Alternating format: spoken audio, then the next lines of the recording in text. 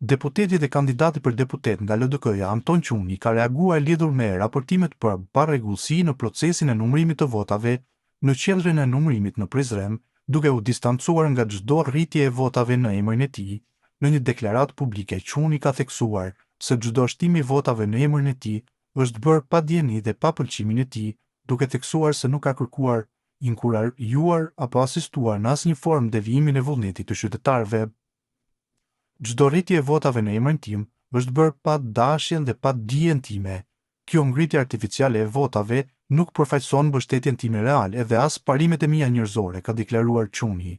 Ai ka vlerësuar se përfshirja e emrit të tij në këto parregullsi i ka shkaktuar dëm të madh personal dhe profesional, duke e cilësuar rastin si një operacion kriminal. Përmes këtij operacioni kriminal më është njollosur personaliteti dhe karriera ime politike. Përfshirja e emrit tim në skema manipuluese është një goditje e rëndë për dinjitetin dhe besueshmërinë që kam ndërtuar ndër vite, ka theksuar ai. Quni ka kërkuar që institucionet e drejtësisë të zbardhin tërësisht të rastin, duke ngritur disa pyetje kyçe mbi motivin e manipulimit për zgjedhjen e emrit të tij dhe personat përgjegjës në qendrën e numërimit të votave.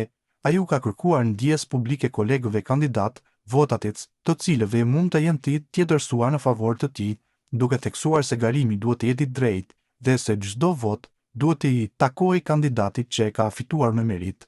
Në fund, Quni ka deklaruar se është i gatshëm të bashkëpunojë plotësisht me policinë, prokurorinë dhe të gjitha organet e drejtësisë për zbardhjen e plotë të këtij rasti.